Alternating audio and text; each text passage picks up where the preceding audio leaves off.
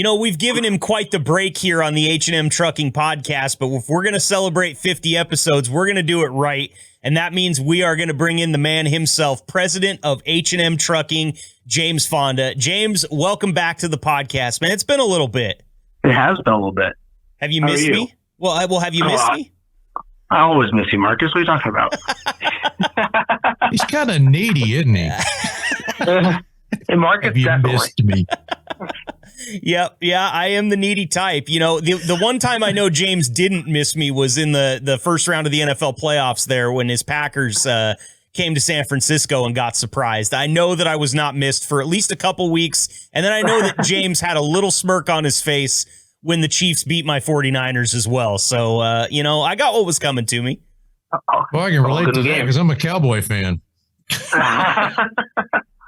We're all in misery together. Yeah, absolutely. Well, James, I just wanted to bring you on and talk about this thing a little bit, man. I mean, it's kind of crazy. We've had 50 episodes of this iteration of the podcast, not to mention the 18 episodes that we did before we really turned this thing into the H&M Trucking podcast. And I want to ask you from your perspective, you know, what you think the podcast, if anything, has brought to the company. You know, I think it's actually been a lot more well received than I would have guessed early on. Now I have drivers asking who they have to talk to. I said, this annoying guy, Marcus with a beard, let me give you a cell phone.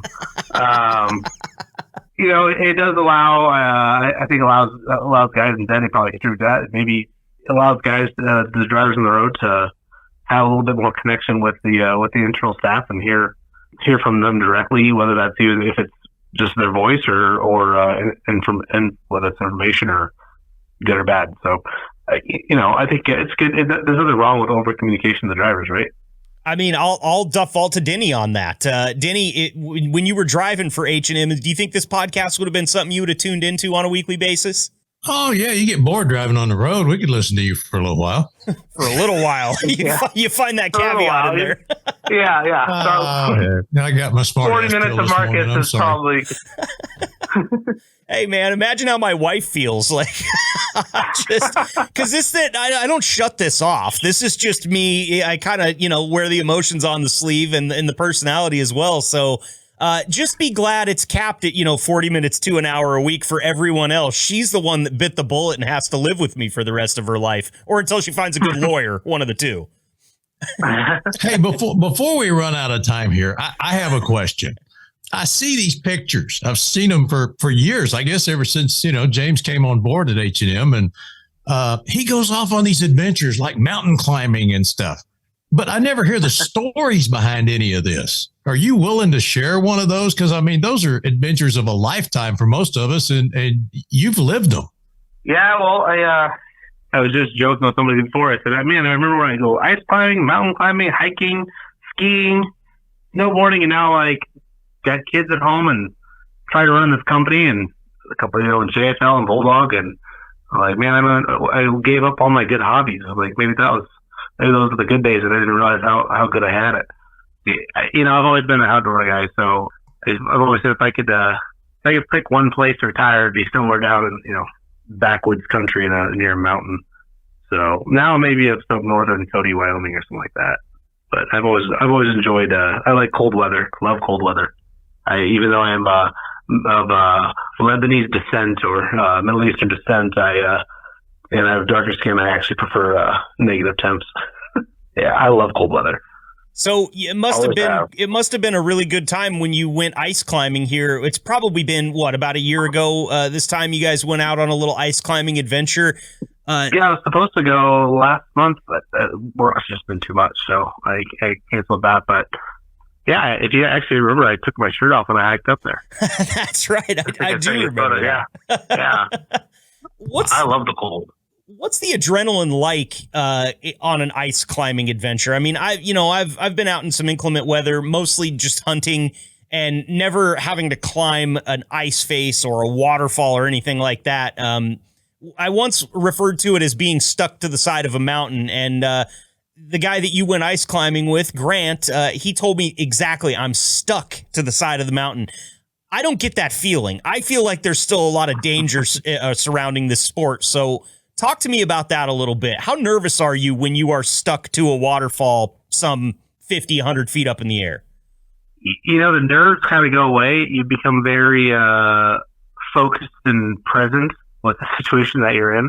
You don't really have that nerve-wracking feeling. Maybe like when you first ascend, you're like, okay, you have to kind of mentally gear up to go, but it goes away pretty quick because you kind of get locked into what you're doing, and it's exhausting. So you really don't have time to think about whatever. It makes your mind pretty clear. So it's kind of relaxing in a way. I can relate to that. That's like when I was a Marine and then I was a firefighter and an EMT. You're training and you just focus, and then you look back on what you did. So yeah, I can kind of relate to that. But yeah, I could slip on a sidewalk. I can't imagine climbing a frozen waterfall. It's definitely different. But yeah, it really is. It really actually does kind of you get to these places, you don't have cell phone coverages, you don't have, you're kind of just really disconnected.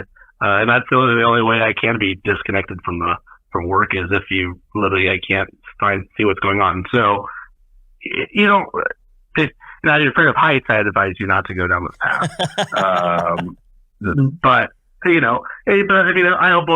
I think the reason I got it, I enjoy like hiking or now climbing with Grant, but the, snowboarding I've done my entire life pretty much. And, once you've done double blacks and double black extremes, you've pretty much done it all. You're like, okay, like a steep descent is a steep descent. Can I get bored? So what do you do? Okay, I guess I'll ascend. I'll climb something. It's a little bit different. It's a little bit different version of a challenge.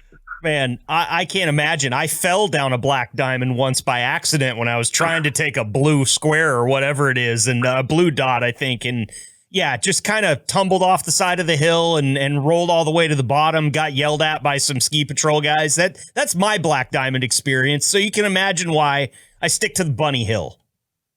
Yeah, I'll tell you what, I'll be in the hot tub when y'all get through, okay? I always made a rule when we went on ski trips. Wherever we stayed, I had to have a hot tub. Yeah. So that was a mission critical. And as get back to where you could sit and relax. Well, and as you push 40 too, James, that becomes a necessity more than just something that you want. I'm still 35. We're talking about old again. I'm 35. Thanks, Marcus. I'm not near 40 yet. I'm 35. Thank you very much. Okay. I got some years still. But I think it probably sends people through a little bit of a little head tilt when not every day you see like two guys, Grant and I, that want to go ice climbing or go do these other sports. So like, oh, you do things that are more than just, go golf. Like, yeah, I really don't go. I can play golf. I'm a good athlete, but golf's not really my thing. Well, leave that for Dale. I'm sorry. I'll let Dale have that. I would love to get you both out there, get a couple of cocktails in you, and then just really get to know, what's behind the curtain there, James. In fact, that sounds like a great podcast. You, me, and Dale, one golf cart. I'll sit between you, and we'll just go ahead and slam a microphone on the front of that thing. And that sounds like a hell of a day to me. Dale gets pretty hyper focused on his game. Well. I think I'd probably find a little bit too many vodka beverages.